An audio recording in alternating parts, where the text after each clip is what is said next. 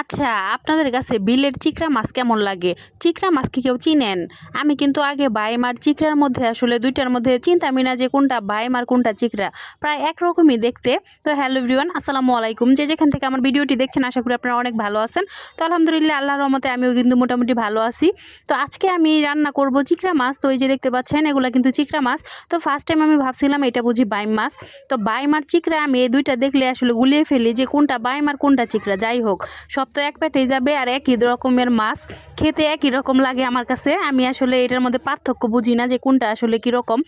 তো মাছগুলাকে নিয়ে আসছিল একদম বিলের কিন্তু তরতাজা মাছ, এনে তারপরে সুন্দরভাবে কেটে নিয়েছি। আর এগুলা কিন্তু কাটা অনেকটাই কষ্টকর। তার পরবর্তীতে কিন্তু খুব সুন্দর করে মাছগুলাকে ধুয়ে নিছি।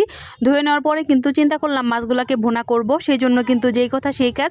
সুন্দর করে কিন্তু আমি এখানে পেঁয়াজ আর রসুন কেটে নিয়েছিলাম। তারপরে কিন্তু পেঁয়াজ আর রসুনগুলাকে দেখতে পাচ্ছেন এখানে ব্রাউন কালার করে ভেজে নিয়েছি।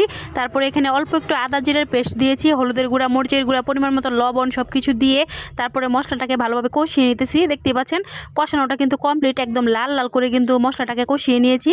এখন কিন্তু আমি চিকড়া মাছগুলাকে দিয়ে দিলাম। আর চিকড়া মাছগুলা কিন্তু আমি একটু বড় সাইজের করে কেটে নিয়েছি। এখন কিন্তু সুন্দর করে এই মশলার সাথে চিকড়া মাছটাকে মিলিয়ে নিতে হবে। তারপরে কিন্তু আমি 10 থেকে 15 মিনিট টাইম নিয়ে এটাকে ভালোভাবে কষিয়ে নেব। তো সুন্দর করে যত কষাবেন ততই কিন্তু খেতে ভালো লাগবে। তো এখানে দেখতে পাচ্ছেন আমি সুন্দরভাবে কিন্তু মানে মিক্স করে নিতেছি। মিক্স করে নেওয়ার পরে কিন্তু কষানোর জন্য রেখে দেব। আর 15 মিনিট আমি সুন্দর করে এটাকে রান্না করে নেব আর কি, কষিয়ে নেব। তো একদমই কিন্তু আজকে লাল লাল করে এই চিকড়া মাছটাকে ভুনা করব।